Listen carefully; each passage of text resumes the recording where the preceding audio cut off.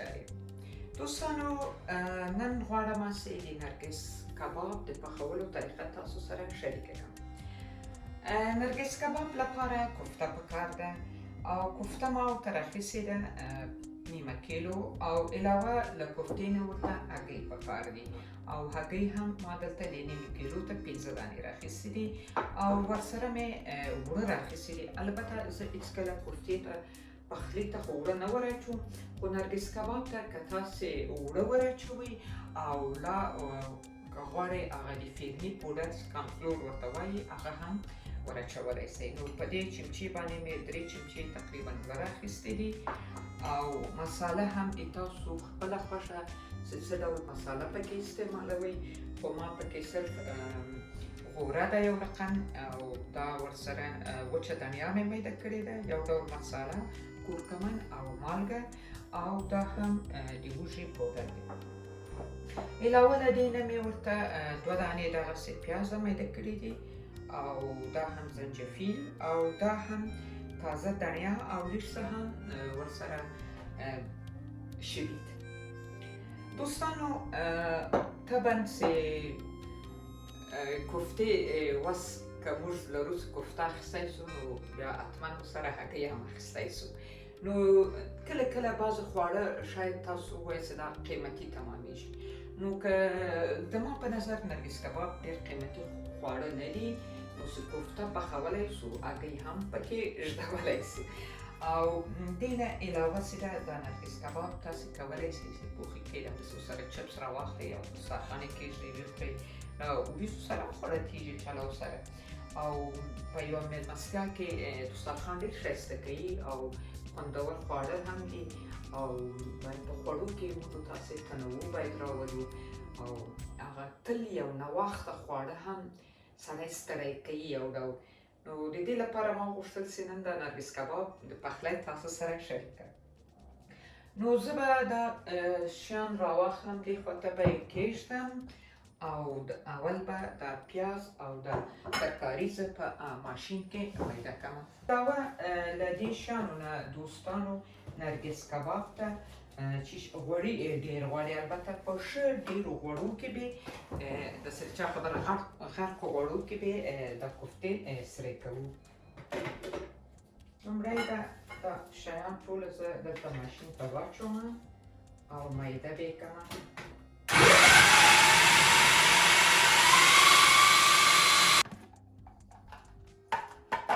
او اوس به په دې ماشین ته د غوښه هم پسې ور واچوم چې بیا به له دې موادو سره تاو کړم او د مسالې چې مخکې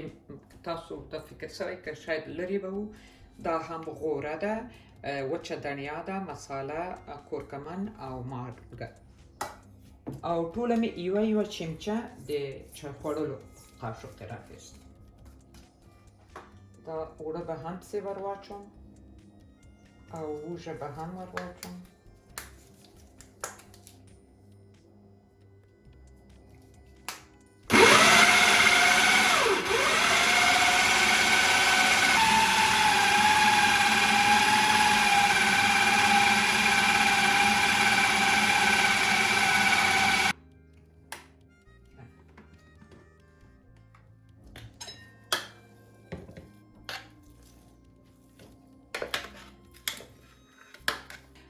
دوستانو دا هم غوښه چې له ماشین نه مې وایستله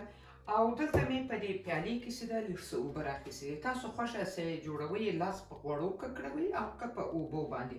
او دلته هم تاسې وینئ ښه ډېر فریمانه غوړي مې ایښي دي، اور به تر لاندې بل کړمه چې غوړي باید ښه سره او غوړي چې ښه سره سي بیا به دا چې جوړوم هلته بیا ور اچوم. خو اوس یې فعلا جوړوم او دلته په دې اور کې کېږدم. یوه خبره وکړم لیدونکو چې ځینې خلک د شامي کباب نرګس کباب چې پخوي، لکه د شامي کباب غوندې اول یې غوښه یخوي یخني پخوي بیا یې له ماشینه باسي، خو د ما په نظر هغه شامي کباب ده. نرګس کباب او د شامي کباب فرق په دې کې ده چې د دې غوښه پخه باید نه وي، د دې غوښه باید وروسته چې پخوي یا په غوړو کې سره کوو هلته یې باید په ډېر داسې په ځنډ سره یې یعنې سره کړو. د شامي کباب کباب چې کله پخوو نو هغه بیا په ډېره څه مازې یو سره کېدا غواړي چې غوښه یې پخوي او د دې غوښه پخنۍ نو دا لږ څه په ځان پخېږي خو باید فرق یې په دې کې د شامي کباب غوندې خوند یې نه وي بیا هم خپله خوښه که وایي چې هغه رقم یې پخوو هغه نو تاسو خپل اختیار اوس به نو دا غوښه په دې شکل سره که څه هم ماشینه مې ډېره ښه ایستلې وه خو بیا هم باید ښې داسې سره ووهم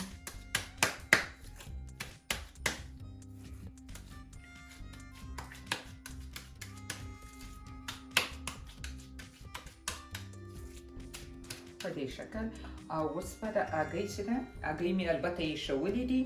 کلکې مې ایښولې دي پخې دي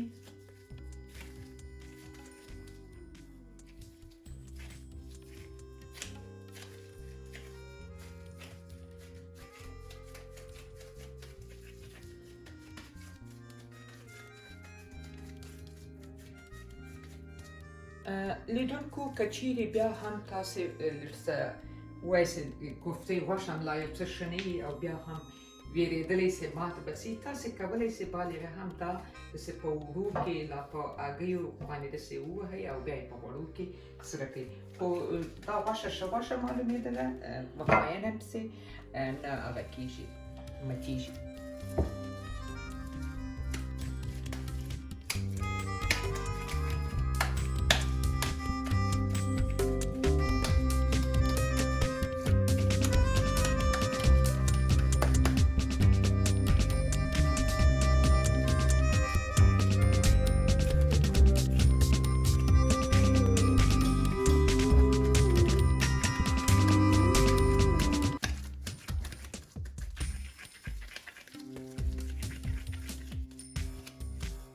په دې رقم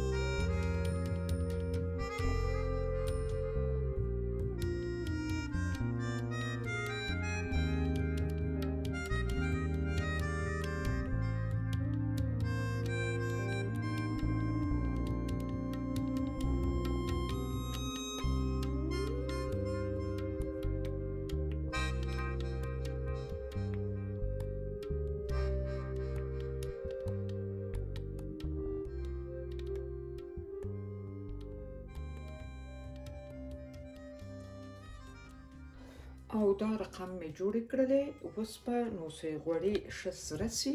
ور وابچومه باید هره کوفته کم له کمه یو 15 دقیقې سره سي نو د دې لپاره باید په ټیټ اور یې کېږدم او چې ماتم نه سي او غوړي باید په سر کې سره وي اوس یې اور ټیټومه 15 ته کومه په دې چې ور له وره ورچومه داسې نه چې غوړي ډېر سره وي په ابتدا کې ور له وره ډېر مه ښوروئ چې د ماتېدا امکان یې بیا شته اول یې په دې شکل سره داسې څوکه ور چېږدوئ او 3 دقیقې دغسې پرېږدوئ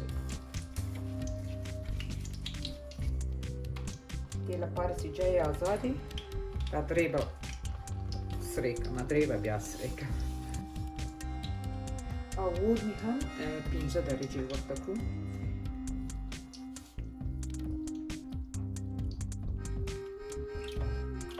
اوس پوس هم چې اته د متحده له خطره ووته، اوس یې نو اور لږ څه زیاتوم، 15 وه، اوس یې نو وکوم. دا درې سره باید کم له کمه 10 دقیقې په دې غوړو کې وي، په دې چې زه په ځان پخه سي چې ښه مغزداره غوښه یې پخه سي. او دا سره کړې غوړي به یې داسې په سر باندې ورته اچوو کلکه سي.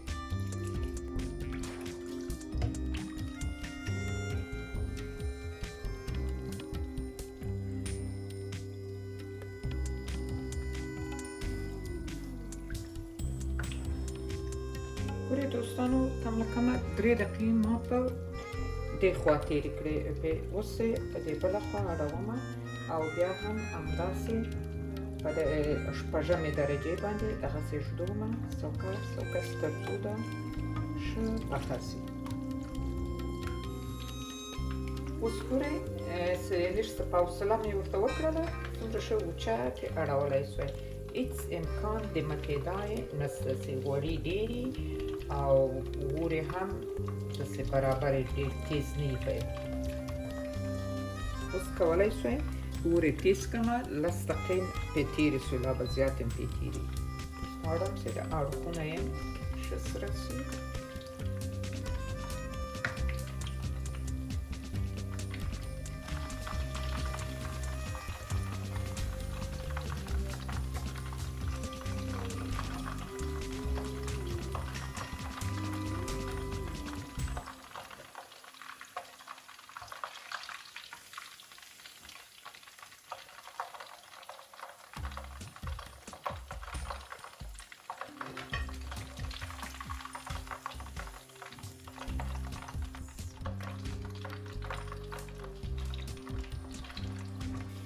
ښه دوستانو، په دې شکل سره مې پخې کړلې چې بیا سړې سي، بیا به یې نو په منځ کې ماتې کړم، تاسې به یې ووینئ. اول وخت ورکوم چې یو څه سړې سي، بیا یې ماتېدا ښه راځي. لیدونکو، دا هم د ما دا نرګس کباب چې سوړ سو، دا رقم به یې اوس په منځ کې مالده کومه.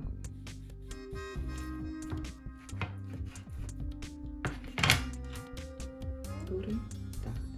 یې هم نرګس کباب.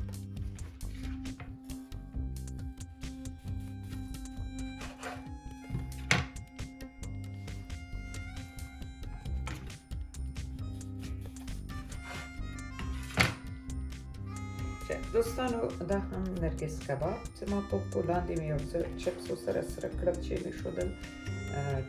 او تاسو خپله خوښه او په دې شکل باندې دا پخېږي او جوړېږي. نو خدای دې وکړي تاسو دا ویډیو خوښه شوې وي. تر بلې ویډیو پورې مو په خدای پاک سپارم. خدای